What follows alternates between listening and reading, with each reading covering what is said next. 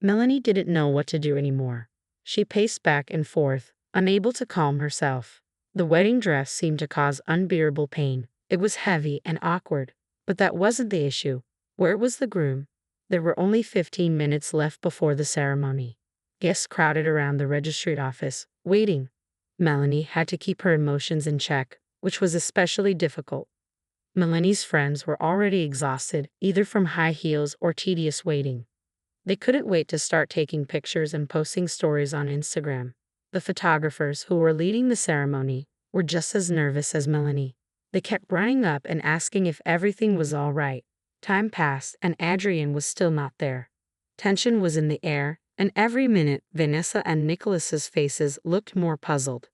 Is it possible to be late for your own wedding? The bride's mother was the first to speak, apparently tired of the tedious waiting. The anticipation subsided a few minutes later when an old Buick, as old as Melanie, pulled up to the registry office. The guests stared in surprise at the young man who got out of the car. He was dressed in a simple trouser suit and held a bouquet of 3 chrysanthemums in his hands. Men and women emerged from the back seat. They seemed a little younger than Melanie's parents, and their attire would have raised more questions. Clothes from a previous century. Without any embarrassment, the company began to climb the stairs. "Oh, what an interesting costume wedding," one of Melanie's guests shouted. The young man laughed and handed the bewildered Melanie the bouquet of chrysanthemums. "Hi, darling. Please excuse my lateness." The guests fell silent, watching with interest as the events unfolded. "Adrian, what is this? Please explain. Is this some kind of surprise?" It seemed like Melanie was suffocating from her tight corset. "My love, calm down. This is not a surprise, unfortunately or fortunately. This is the harsh truth of life. I fell so in love with you that I couldn't tell you the whole truth right away. I'm not rich. My parents are simple workers and I'm just a taxi driver who wants to become your beloved husband." Melanie's face flared up angrily. "Adrian, how can you joke about this? Is this a hidden camera shoot? A test to see if I can marry a poor, unfortunate groom?" "Melanie, wait. Don't look for a catch. There are no cameras here. You just professed your love to me yesterday. Has your attitude towards me really changed so quickly? Stop kidding around, Adrian. What kind of circus have you created here? Did you decide to humiliate me completely? Well, thanks, you succeeded. How did I not realize you were a fraudster from the start? No circus here." Adrian's voice was now more serious. "We were on a boat ride together. Remember you told me you wanted to live with me for the rest of your life? And at the cafe, remember I gave you an expensive watch as a gift? I bought all of that with my honestly earned money. I knew you wouldn't want a modest wedding, so I took a loan for this event." Melanie covered her face with her hands and cried silently. She couldn't imagine that the happiest day of her life would turn out to be the worst. She thought she had met a considerate, gentle, and wealthy young man. Painting her future in bright colors, she even started to do worse in university, naively thinking she wouldn't have to immediately start looking for a job after graduation, despite her parents' constant urging. The financial situation of her future groom didn't raise any questions either. Stylishly dressed, driving an expensive car, and with a flat in the most prestigious area of the city. No, Melanie didn't think she had won the lucky ticket. All of this seemed natural to her. She was from a well-to-do family and was pretty, so why not choose a partner to match? Adrian tried to embrace her, but Melanie pushed him away and said angrily, "How could you? How could you embarrass me in front of all my relatives on such a day? There will be no wedding." She turned her back on the guests and walked away. The stunned parents of the bride and groom silently looked at each other, not knowing what to do. One of the bride's friends secretly took out her phone and filmed everything that was happening. The guests stood as if petrified. It's not every day that you witness such a dramatic situation. Melanie's father was the first to come out of shock. "Daughter, come back. Everything is fine. Anything can happen between a bride and groom." But Melanie, no longer hiding her desperate state, burst into tears and ran down the sidewalk. Vanessa ran after her daughter. Nicholas sat on the steps of the registry office and lowered his head. Now all attention was focused on Adrian. He confidently handed the chrysanthemum bouquet to his parents and sat down next to Melanie's father. "How will you explain all of this?" Nicholas asked, looking Adrian straight in the eye. "You, dear Nicholas, have worked diligently all your life just like your wife. You gave your daughter the best, but one thing was missing: honesty and selflessness. What are you talking about? My daughter is an honest girl. You're the one who lied to her, took her to restaurants, drove her around in expensive cars. Why, if you couldn't afford it, why didn't you tell her yourself? I'm certain if she loved you, it wouldn't have been a problem. You could have achieved everything together with time. Why didn't we see through you, swindler? Melanie's father looked at Adrian with hatred. No one doubts your daughter's honesty. But why did she run away when she found out about my situation? I'm not a drug addict, not a drunkard, not a criminal. I earn money through honest work. Yes, the pay may not be much, but it would be enough for us to live on. And you know what? I won't justify myself anymore. I love your daughter sincerely, but today, I saw with my own eyes that she doesn't need me. She cares about money, the impressions she makes on people, but not me. Relatives stood and listened to the groom's strange confessions, but they still couldn't understand what was going on. Melanie's friends were the most perplexed. Adrian had taken her to cafes and restaurants and given her gifts. What had happened? Had he suddenly gone bankrupt, or had he been pretending to be rich all this time? Nothing was clear. No one moved from the square near the registry office, as if they were waiting for something but didn't know what. Adrian finally stood up and was about to leave. But suddenly a woman in a bright, colorful dress blocked his path. It was Melanie's aunt. "Where are you going? You think you can disgrace my niece like that and just leave? If you loved her, how could you arrange this? Look how many guests have been invited, how much effort has been put in." The woman's voice broke into a scream. "And why don't you, respectable guests, ask your beloved niece Melanie why she refused to marry a simple working guy? No benefit, so no marriage," Adrian said, noticeably getting nervous. "Is it shameful that a girl wants to do better in life? When children come, she'll have to sit on a penny during maternity leave. Is this calculation? This is called a reasonable approach. Did she deceive you about something? Was she pretending to be somebody?" Adrian wanted to argue but fell silent. Suddenly, his mother, Caitlin, approached the bride's defender and began to speak calmly. You know, Adrian didn't want to shame his future wife. He fell in love so deeply for the first time in his life, and he's not to blame for what happened. Melanie is to blame. What are you saying? Is it Melanie's fault? Of course, the mother always has a good son and the daughter-in-law is bad, Melanie's aunt retorted.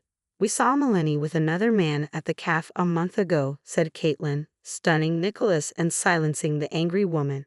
We were sitting with mutual friends at the cafe. Melanie didn't see us, but we overheard through the partition how she was telling the young man that she really loved him and was only marrying Adrian for his money. We couldn't keep this from our son. All the guests stood in shock at what they heard. No one expected such a turn of events. Even Adrian himself was uneasy with those words. He lightly took his mother by the elbow and tried to lead her away, but Caitlin was not going to leave. Adrian didn't talk to us for a week and then he said he would still marry Melanie. So we convinced him to take this step, to say that he's poor. We couldn't even imagine that she would behave like that, fleeing from her own wedding. Isn't this evidence that she doesn't love our son? She only needs our money.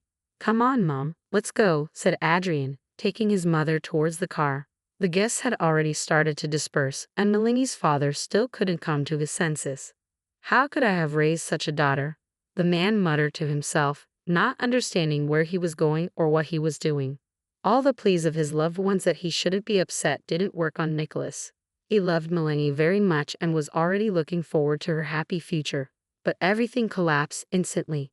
3 months passed since the ill-fated wedding, and incredible changes occurred in Melanie's family. Nicholas suffered a stroke that paralyzed the left side of his body. It was a shock to the family. Always active and hard-working, Melanie's father now spent almost all his time in bed. Vanessa abandoned the affairs of the store, hastily hired a new manager, and began to devote herself solely to her husband's health. Melanie was finishing her final year at university and waiting for her final exams. The gloomy series of events seemed to persist, and sales began to decline noticeably. Regular customers who once found a friendly and responsive hostess began to come in less and less. Salaries began to decline, and 2 sellers had to be fired. Only Vanessa's elderly friend and a young girl of 25 remained working in the store. She also performed the role of a cleaner, but even these 2 women barely held on. The work schedule was not designed for 2 people. After his daughter's failed marriage, Nicholas abandoned all his affairs and began to give money to anyone in debt. The man seemed to want to show all acquaintances and unfamiliar people his generosity and selflessness. But in reality, as soon as the store owner was on the brink of life and death, all the debtors disappeared. Vanessa was at a loss. She had never dealt with such matters nor had time for them now. She spent the last available money on her husband's rehabilitation. Several close relatives supported the family as best they could, but everyone had their own affairs and worries, and all the responsibility for caring for the sick Nicholas fell entirely on her shoulders. Melanie herself was never interested in parental affairs. She was busy studying at school and then at university, or there were other reasons. In fact, Nicholas and Vanessa didn't want their daughter to be involved in sales. After experiencing a difficult time in the trade industry, Melanie's parents had high hopes that their daughter would pursue a prestigious profession vastly different from their own. However, all of Melanie's plans fell apart instantly. She didn't know how to help her parents, and perhaps she didn't want to. She had no interest in taking care of her father or being involved in the family business. Melanie's close friends seemed to have vanished into thin air. She used to completely satisfy them when she was cheerful, carefree, and financially secure. But now, she was always out of money and out of time. She began acting like a victim who had been betrayed and humiliated. Many classmates continued to gossip. She thinks she's depressed and a victim, but in reality, she wanted to sit on 2 chairs, to marry a rich guy, and have an affair behind his back. It didn't work out, and everyone blamed her for her father's stroke. There was no sympathy from relatives or friends. Adrienne, who was supposed to beg for forgiveness, did not respond to calls or messages. Even her own mother had not spoken to her in days. At the end of June, Melanie finally received her university diploma. Upon arriving home, she flopped onto her bed and picked up her phone without saying a word. "Melanie, could you please go get some groceries?" her mother asked from the other room. "Don't you have anything else to say to me?" Melanie replied defiantly. "Melanie, we haven't had milk or bread in the house for 2 days. So, does that mean the bread is more important to you than your daughter's diploma? Everything was different not so long ago." Her mother emerged from the room, looking very pale. "You know, daughter, I didn't realize what a terrible person I raised. It's painful for me to accept that you're my daughter." "Wait, did you just call me a terrible person? Are you out of your mind? I just graduated and got my diploma. Why do I get an errand to the store instead of congratulations? You're almost 23 years old, yet you still think like a child. It was a huge mistake for your dad and me to indulge you and plan your wedding. So, are you going to accuse me of being dumped by Adrienne now?" "Yes, I'm going to accuse you, and not just of that." Her mother spoke quietly so as not to wake her sleeping husband. "Your behavior caused your father to have a stroke and me to have a pre-heart attack condition. You started an affair knowing you were going to get married soon." "Mom, I've already explained everything to you. I had no relationship with that guy. We just met for business. I couldn't even imagine that Adrienne's parents would be there. I'm telling you for the 1000th time, I didn't confess my love to that guy. I don't know why Caitlin told Dad that I did and why you believed her instead of me. The guy wrote to me on Instagram, asking if I, as a beginner designer, could advise him on choosing furniture. I naturally agreed. Experience needs to be gained, right? We met, I gave him a few tips, and he decided to thank me and invited me to our student cafe. We sat, drank coffee, and talked. He started flirting with me. I told him that I was getting married soon so that he wouldn't expect anything from me. Then he started asking me all sorts of questions like whether. He asked me if I could love him. I answered no, and started getting ready to go home. Then he asked if I could pay for myself. I told him, "Why did you invite a girl to a cafe if you don't have any money?" He started to justify himself, asking why money was so important to girls. "Is that the most important thing in life?" he asked. I told him, yes, money is important to me, and my fiancé is very wealthy, which is why I chose him. "Why did money become your top priority?" Melanie's mother asked. "We didn't raise you in poverty. You had everything you wanted." "Mom, you're being strange." Melanie replied, "Money means freedom. Yes, you can't buy everything in life with it, but a good income allows me to work and live the way I want, not like you and Daddy, who've been working from dawn till dusk in your store. If we'd been better off financially, Dad wouldn't have been so upset about the money we invested in that damn wedding." Vanessa wanted to get angry at her daughter's words but suddenly became suspiciously calm. "Your father had a stroke not because we spent a lot of money on the wedding. He was very upset to find out what kind of two-faced and selfish daughter he had." "Wow, are you accusing me again?" Melanie exclaimed. At least I was honest with Adrian. He lied to me. Either he was rich or he was poor. A decent person wouldn't present themselves like that. I value myself and don't want to marry any clowns and liars. So there's more to think about who's really two-faced and self-serving. Enough talk, Melanie, Vanessa said sternly. I won't pity you anymore. Tomorrow morning we're going to the store and you'll work as a substitute salesperson until we make a good profit. Me, a salesperson, Melanie retorted, her voice filled with disdain. I don't know how to do that. Have you asked my opinion? Melanie protested. I haven't asked and I won't ask, her mother responded sternly. You haven't even bothered to ask how much it costs to rehabilitate your father in these 2 months, how I pay the salespeople, or how I manage all of this. You only think about yourself. Vanessa put the money on the table and left the room. Melanie went to the nearby grocery store, overwhelmed with tears. She couldn't imagine being a salesperson, eating a sandwich for lunch, and gossiping with other salespeople. It felt like the end of the world had come to her young and beautiful life. She feared she would have to forget about her interior design career forever. Who would hire a recent graduate with C's in her diploma for such a serious and creative job? She needed to gain experience, but she wouldn't work for free, and she wouldn't earn decent money right away. The next day, Melanie and her mother went to the store while Aunt Polly stayed home to watch over Melanie's recovering father. The store was located at the intersection of two busy streets, which saved it from closing. Customers always appreciated the quality and variety of goods, but it was difficult to compete with the nearby shopping center. Its generous departments sold clothes of poor quality, but they were cheaper and in great demand. During the family meeting, it was decided to implement a system of discounts for regular customers and to consider other marketing tactics. Hello, Vanessa. How happy I am to see you, greeted Rebecca, the hostess and salesperson in their shop. Hello, Rebecca. I brought you a new employee, Vanessa pointed at Melanie. Rebecca, I have only one request for you.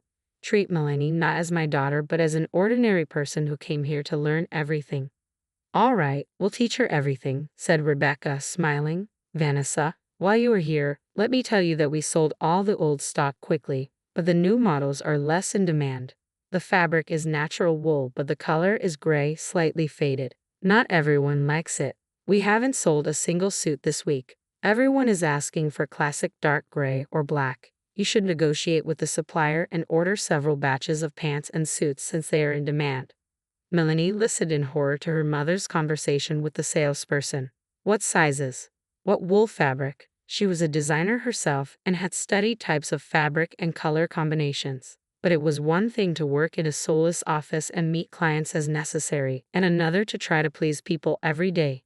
She remembered how deeply uncomfortable she'd have felt when her mom or dad had boasted in front of every customer, turning into such caring and friendly people.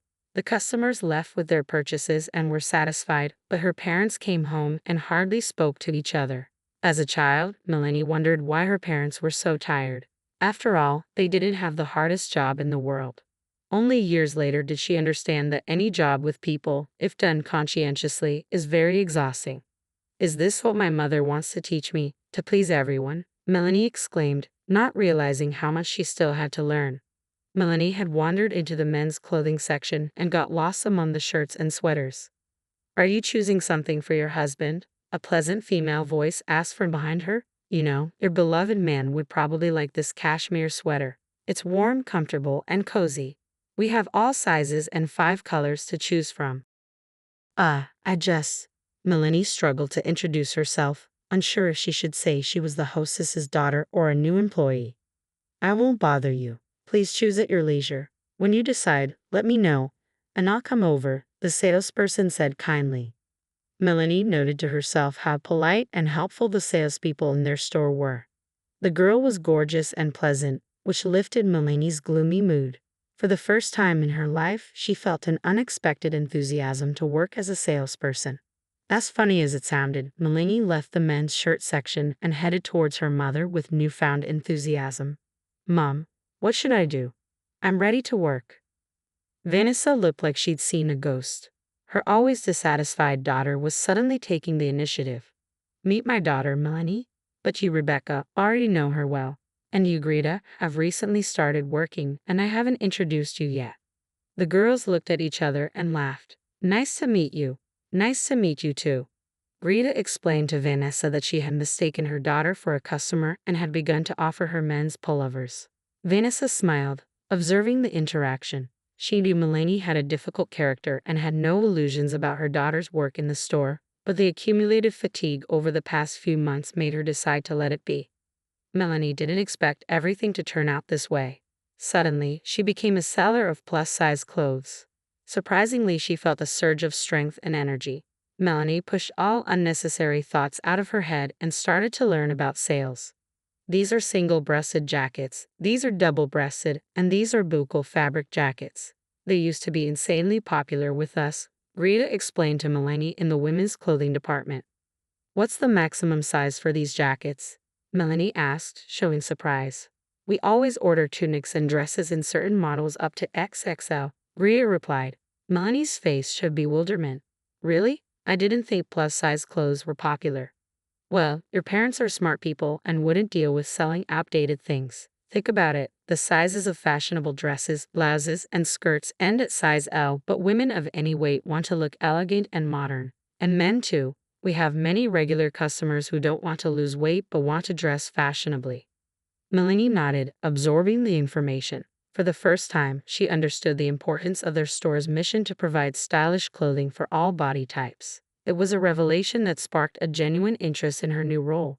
It's not our business why they live like that, Greta said.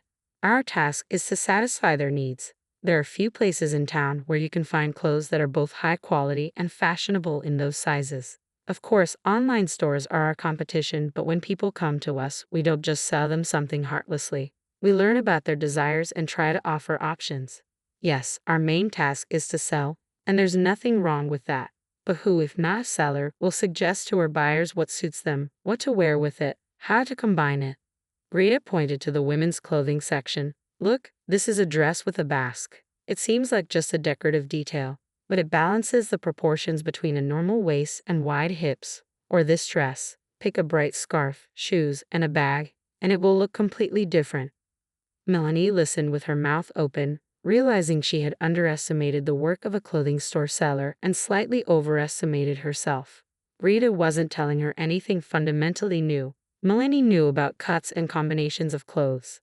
But Greta opened up a new world when she talked about interacting with customers, how to please them so they leave satisfied, even if they don't buy anything. I like working here, really, Greta shared with Melanie during lunch. I have a lot of respect for your mother. Not every store owner would sell their jewelry to pay their employees. Yeah, my mom is a strange woman, Melanie managed to say, thinking to herself, Mom didn't say a word about selling her jewelry.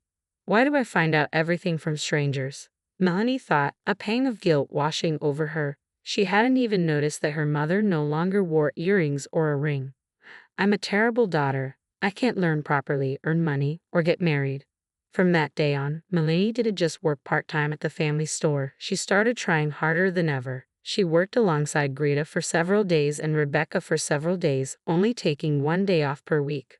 Melanie served customers in the store, sorted and steamed clothes in the warehouse, dressed mannequins, and monitored the size grid of the most popular models. But most importantly, she took on the responsibility of promoting the store on the internet. A task Vanessa had previously managed alone. Though she didn't understand marketing or PR, her strong desire to revive the family business outweighed her doubts. She began actively maintaining the store's social media page, posting photos of clothing, describing product characteristics, and answering customer questions. Vanessa saw how hard her daughter was trying, how politely she communicated with customers, and how she mastered the intricacies of working with the cash register. Despite all the recent hardships, Vanessa was pleased to see this belated maturity in her daughter. Melanie no longer sent endless voice messages to her friends, endlessly scrolled through her news feed, or snorted at every request. She spent her only day off with her father.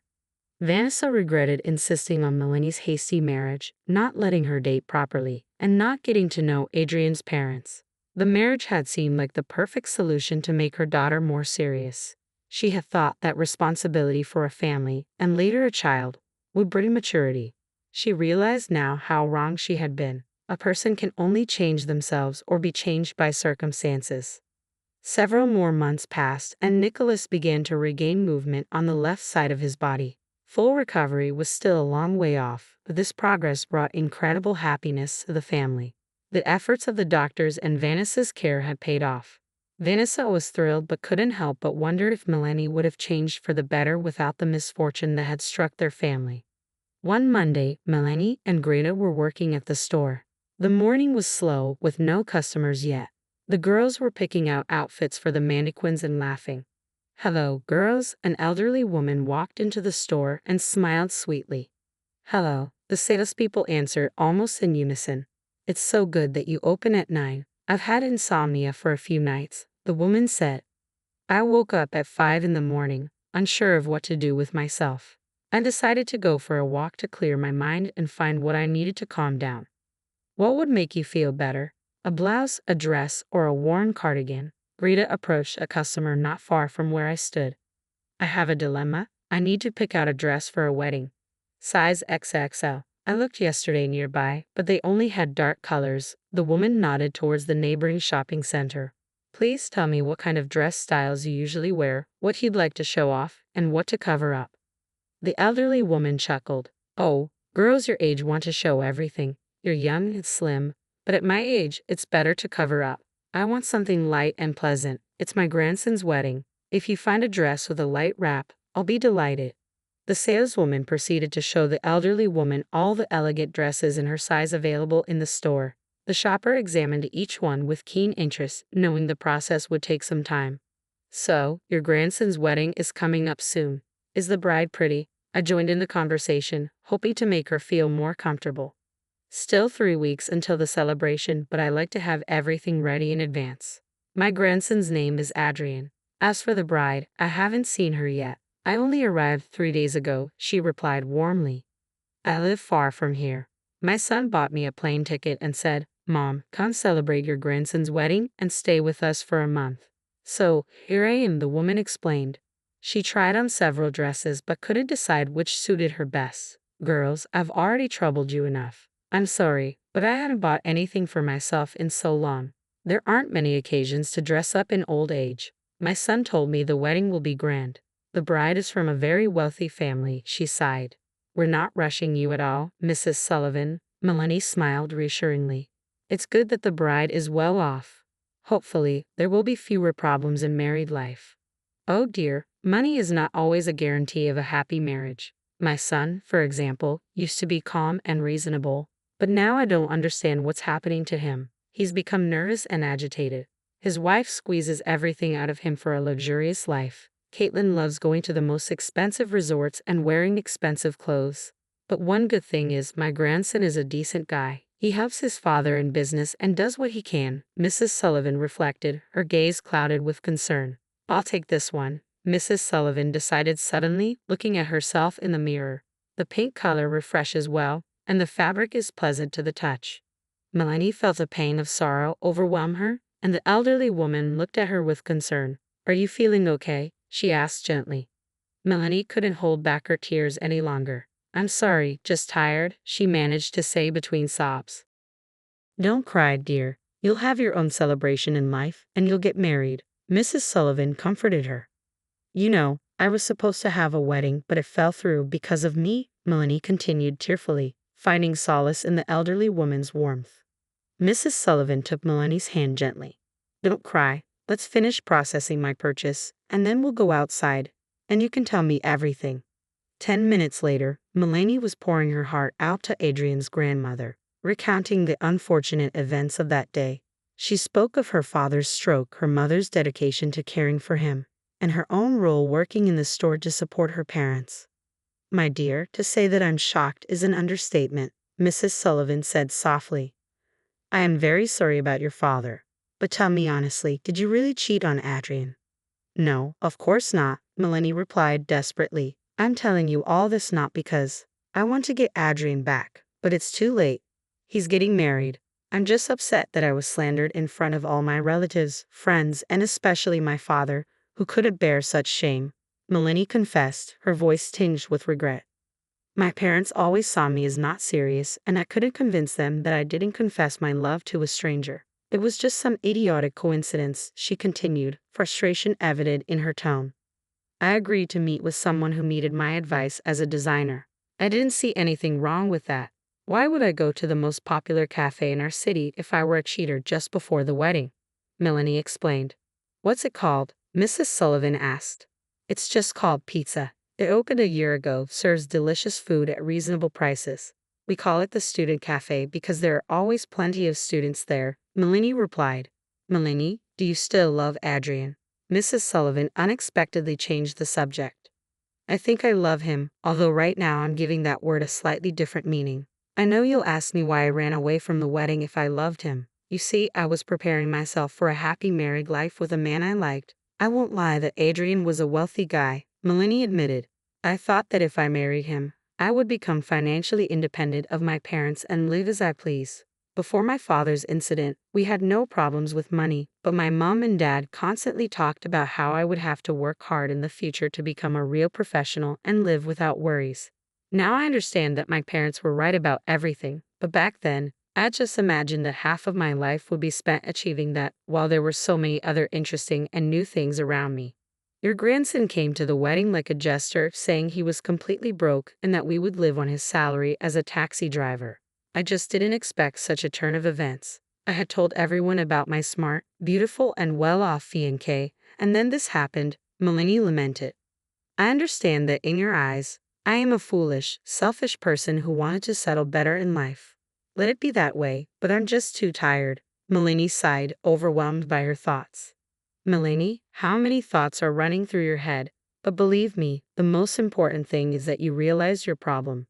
We all make mistakes, Mrs. Sullivan comforted her. My son Brandon, a successful entrepreneur, a self-sufficient man, is under his wife's thumb, and he didn't say a word to me about this story. But you know, Melanie, our conversation with you is not over yet. Let's meet tomorrow morning.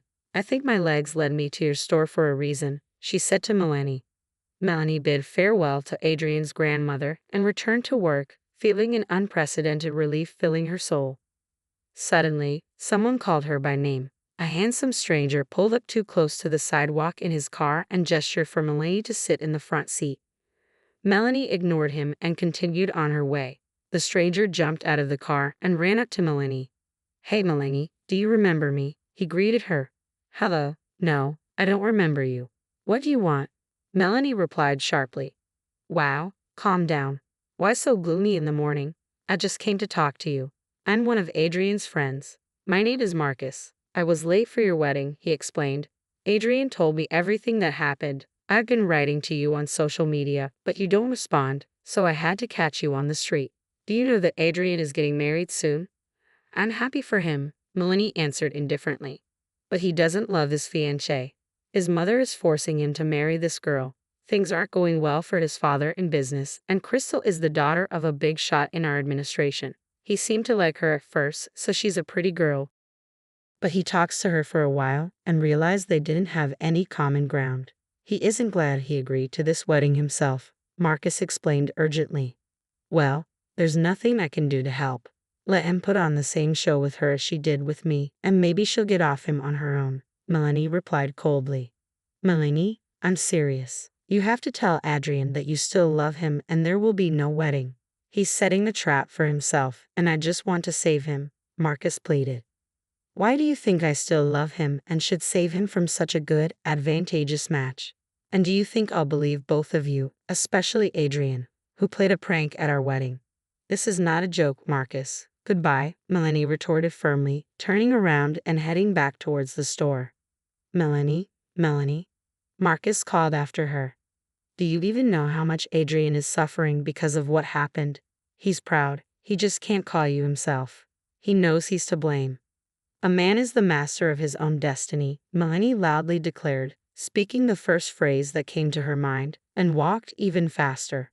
Caitlin, dear, make me some tea, please. I feel like drinking something, Mrs. Sullivan said, sitting in the spacious kitchen, spreading butter on a piece of bread.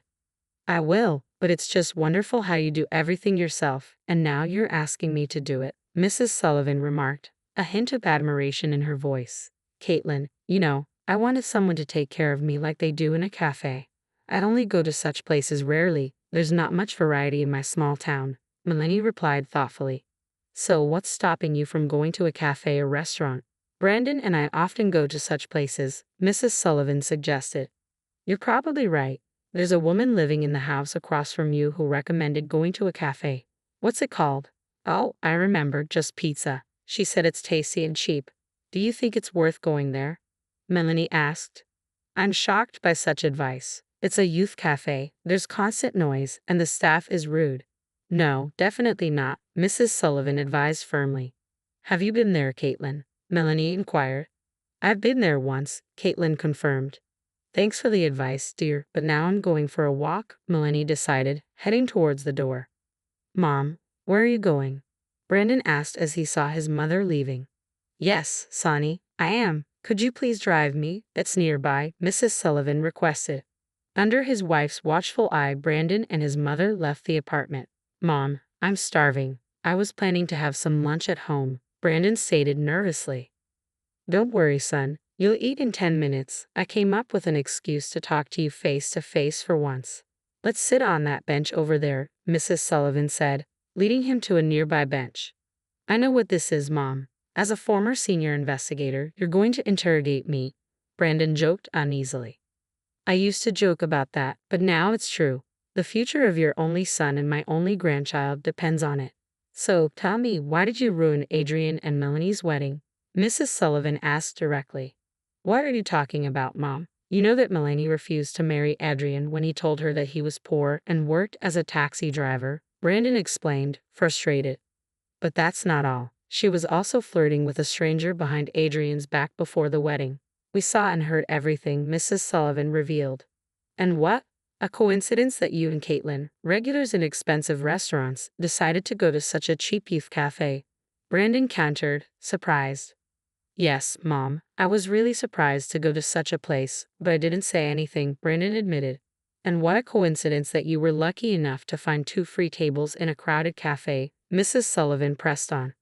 Yes, Mom, we saved our son from that lying girl, and now he's marrying a good girl from a decent and well-off family. I'll be pleased to be related to her father, Brandon defended his actions.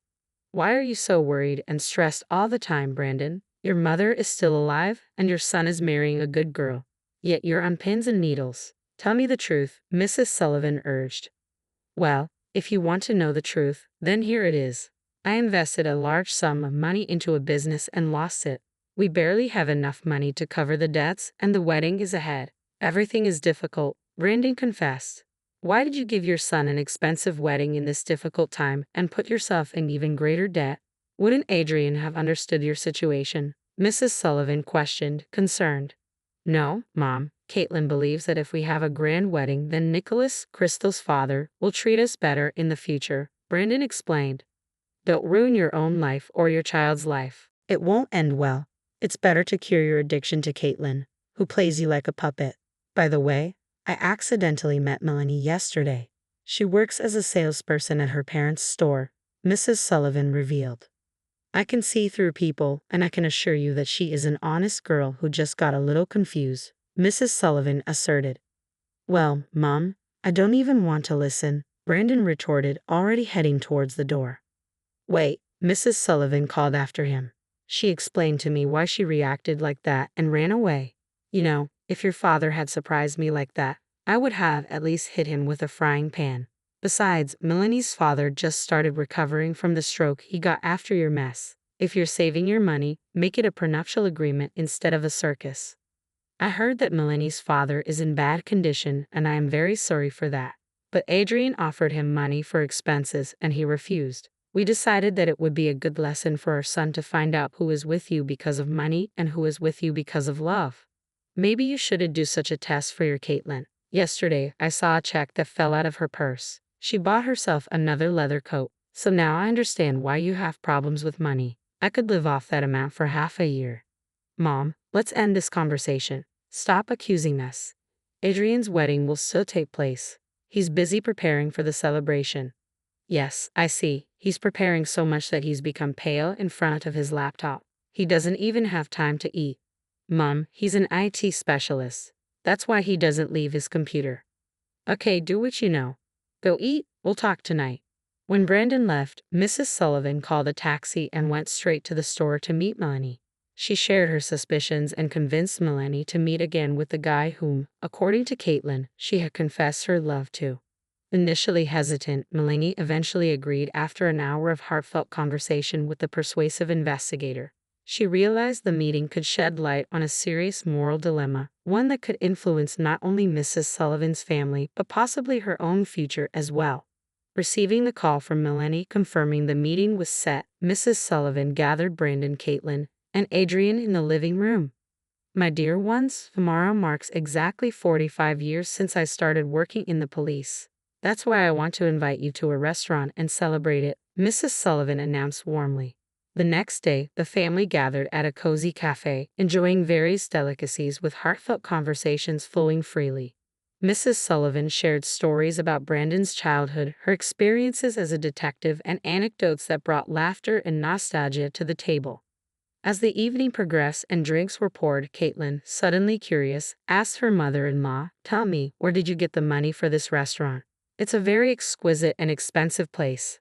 Mrs. Sullivan, with dignified composure, replied, "Don't worry, Caitlin dear. We're spending my hard-earned money. I have a good pension and thanks to my son's regular help, I have saved a decent sum in the bank. This money will be enough for Brandon to pay off his debt and for Adrian not to marry a girl he doesn't love whom you picked out for him." Adrian almost choked on his cocktail when he heard those words. He had only shared his doubts about marriage with his close friend. How could his grandmother know all this? Brandon was stunned by his mother's candor and didn't know what to say. "Caitlin, I've been living on this earth for many years, and I immediately realized that someone was putting pressure on my son and Adrian. Some people like to solve their problems at the expense of others, but that's not your option, grandson. I'm sure you're an honest person, but you're influenced by your mother, who doesn't deny herself the purchase of a 25th Himalayan goat fur coat when there are problems in the family." "How dare you speak to me like that?" Caitlin stood up and threw her crumpled napkin on the table. "Sit down and calm down, Caitlin," Mrs. Sullivan commanded. "Melanie, come here." To everyone's surprise, Melanie and an unknown man appeared. "I invited guests to our wonderful celebration," continued Mrs. Sullivan, "a celebration of truth, honesty, and justice, Caitlin. Don't you want to tell us how you arranged the meeting between this young man and Melanie, how you booked 2 tables, and how you brought Brandon here?" Caitlin looked at her mother-in-law and the young man, seemingly ready to take a desperate step. Adrian stared at Melanie intently, overwhelmed with shame. How could he have believed his mother's words and become involved in this shameful adventure? Unexpectedly, the unknown young man spoke up first. "I'm very sorry this happened," he said, looking at Adrian and Brandon with sad eyes.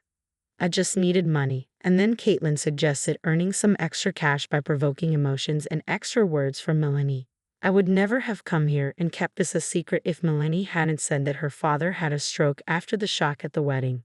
Forgive me." He lowered his eyes to the floor and left the cafe. Melanie stood silently crying behind Mrs. Sullivan's back. "But why?" Brandon's voice broke the long silence. "Why did you lie to everyone, Caitlin?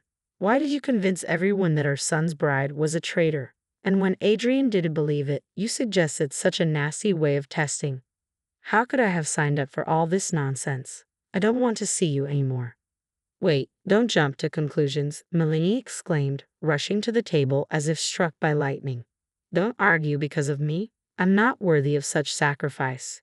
Adrian, I'm sorry. I didn't appreciate you as I should have. I just didn't expect such a test on my own wedding day." The girl wiped away her tears and headed for the exit. Adrian immediately jumped from the table and ran after her. "Forgive me, Melanie," Adrian pleaded, catching up to her. "Forgive me for believing my mother's words about you like a fool. Let's go talk." Melanie and Adrian left the cafe, leaving Brandon, his mother, and Caitlin sitting at the table in silence. "I should buy plane tickets and leave immediately according to the genre's laws," Caitlin said remorsefully. "However, since I live far away, please bear with me for a couple more weeks. I swear that I don't want to be the cause of your family's breakdown. You may hate me and curse me however you want. It's your right, but please understand, feelings and people's destinies aren't a joke. And I'm not just talking about Melanie and Adrian." "Why did you tell me all this now?" Brandon asked his mother.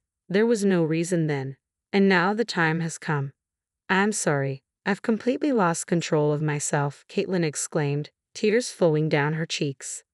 "Everything will be fine. Mrs. Sullivan said, taking Brandon and Caitlin's hands and joining them together. Let's approach the table and ask for the bill. As they prepared to settle the tab, a tall figure of Adrian appeared from behind. I have two pieces of news for you, dear parents and Grandma Pardon, the senior investigator for heart cases. Let me start with a good one. My carefully chosen bride, Crystal, is leaving to study in London, so the wedding is cancelled, by the way, according to her wish. The second news is even better. Melanie and I want to get married again, this time for sure. I clarify, precisely get married, not have an outrageously expensive wedding. Who's in favor? Adrian asked, raising both hands with a grin. Brandon, Caitlin, and Grandma joined in, raising their hands without a word, and laughter filled the room. Finally, there was complete mutual understanding in their home.